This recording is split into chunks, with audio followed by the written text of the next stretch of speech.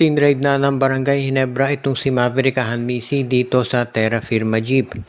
Ito'y pagkatapos na mag-request si Maverick at sinabi niya to doon sa kanyang vlog na gusto na niyang matrade dahil gusto raw niya ng playing time.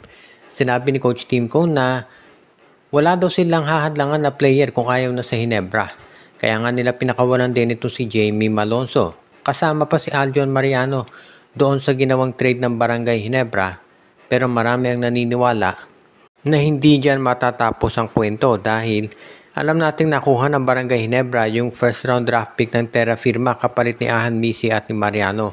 Pero meron pa yan sigurado na susunod. Tandaan ninyo, walang draft na mangyayari sa 2026. So yung draft pick ng Ginebra sa Terra Firma sa 2027 mapapakinabangan ng Gene Kings.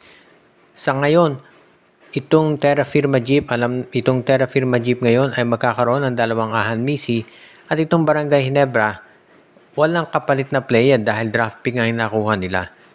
Pero nakasisiguro tayo na meron pang mga susunod na gagawing trades itong Barangay Ginebra dahil ang dami ng players na nawala sa kanila. Nag-umpisa yung season, nawala si LA Tenorio at si Jamie Malonzo. Ngayon naman naidagdag pa itong si Bon Pesumal na nandun na ngayon sa Titan Ultra at itong si Maverick Ahanmisi at si Aljon Mariano. Kaya nga ang Barangay Ginebra ngayon kinakailangan siyempre na mag-reorganize ng kanilang roster para makakuha ng mga papalito sa mga players na nawala sa kanila.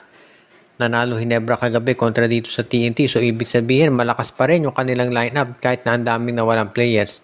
Pero si Coach Tim Cone, nakasisiguro tayo na magdadagdag pa yan ng iba pang mga personnel para makatulong dito sa kanyang roster para sa mga darating pa na mabibigat ng mga laban sa PBA. Ang San Miguel Beermen ay susunod na dito sa Barangay Ginebra na gagawa ng isang galaw para kumuha naman ng players. Ang San Miguel ngayon ay 0-2 at nando sa ibaba ng team standings natin. At hindi yan maganda para dito sa Beermen lalo na at sila ang defending champion. Kung obserbahan natin yung lineup ng San Miguel, meron silang mga players dyan na pwede nang ma-trade. Pero ang kinakailangan munang sagutin ay ano bang klaseng player ang kinakailangan ng Beermen. Unang-una ay isang stretch 4 na may 3-point shooting at isang backup center. Pwede rin na baka itong point guard ang kunin nila lalo na at baka hindi na masyadong epektibo yung kasalukuyang mga point guards ng San Miguel. Kung pag-uusapan yung mga trade assets, nandyan si JM Calma, si Andreas Kahilig, si Jeron Teng, si Wamit Yongson at yung rookie nila na si Chris Miller. Kabilang lang yan doon sa mga players talaga na gagawa ng hakbang para makuha yung nabanggit na mga kinakailangan nila.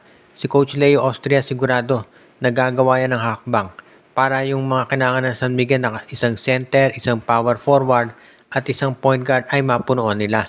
Marami namang mga teams na willing makipag-trade sa San Miguel. Hindi lang itong Terra Firma, kung hindi maski na independent teams dahil marami silang mga assets na magagamit. Iyan lang si JM Calma. Hindi na bibigyan ng playing time sa San Miguel pero kung dalhin mo yan sa ibang koponan at bigyan ng minuto, magiging solid contributor yan. So isa siya doon talaga sa mga trade assets na pwedeng magamit nitong si Coach Leo Austria para naman makasiguro na magiging isa na sila dito sa teams na makakakuha ng panalo. Medyo kapani-panibago itong standing ng San Miguel na sila ay 0-2.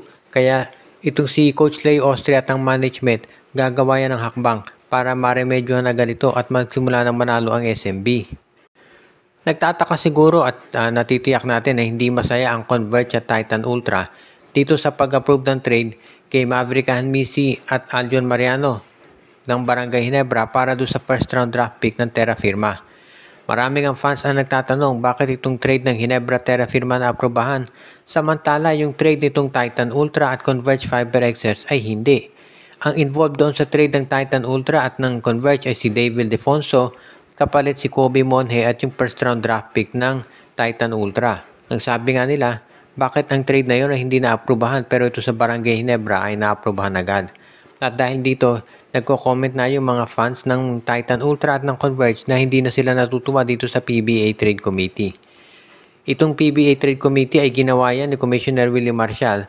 Bungad nga ng controversial na trade ng Terra Firma na kung saan pinadala nila si Christian Stan Hardinger dito sa San Miguel Beer kapalit ng mga bench players.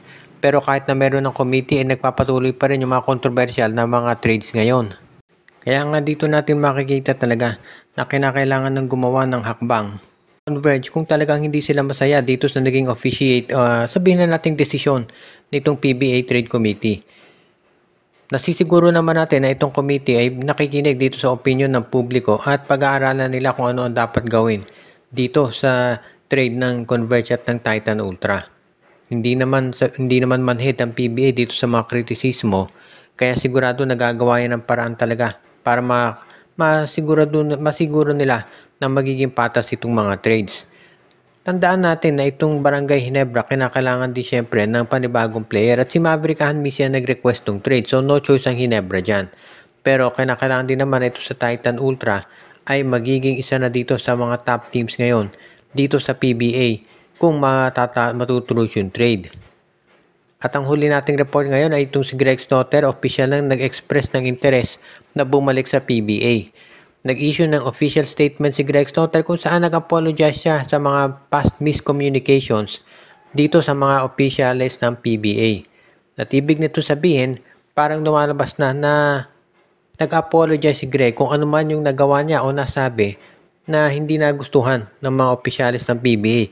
At yan nga lumalabas yung spekulasyon na merong tinatawag na silent ban dito kay Greg Slaughter. At sa ngayon ay mukhang okay na ang nabanggit na player. Kaya nga siguro pwede na itong makipag-negotiate sa iba't ibang mga team. Itong si Greg Slaughter, ang rights niyan ay nandito sa Titan Ultra at nakikipag-usap daw siya doon sa Titan Ultra. Pero hindi pa sila nagkakasundo sa iba't ibang mga aspeto ng kanyang kontrata. Pero siguro ngayong naglabas na ng statement si Greg na nag-apologize dito sa mga past actions niya, siguro naman magiging madali na yung proseso ng pakikipag-usap at pagbalik nitong si Greg Slaughter. Kung sakasakali nga na makagawa ng paraan itong si Slaughter para makabalik sa PBA, magiging maganda na siguro ang kalalabasan nito para sa kanya. 37 years old na si Greg pero yan ay 7-footer pa rin. Hindi ka makakahanap ng basta-basta ganyang player, kaya nasisiguro natin nagagawa ito ng paraan para masiguro na magiging mas maganda na ang kalalabasan ng kanyang karera. Natitiyak din natin na marami nagagawa na ng paraan itong si Greg Slaughter para makakuha ng tinatawag na magandang option pagdating dito sa sabihin na natin na pagbibigay ng tsansa sa kanya na maging isa na dito sa mga top team sa PBA, mga top players sa PBA. At natitiyak natin na gagawa yan ng paraan para ito'y masakatuparan. Magiging isang magandang addition si Greg Slaughter sa kahit anumang team na kumuha sa kanya sa ngayon. At bago tayo magwakas ay binabati natin ang ating mga taga-subaybay katulad ni Joshua Giray, si Anthony Alon, si Dexter Domer, si Juan Solegue, si Ireneo Salangsang, si Enju, si Katsakino Dukusin, si Ronald Verbosidad, pati na rin si RG Bueno, si Malyari Mascareñas at si Dalmacio de Guzman.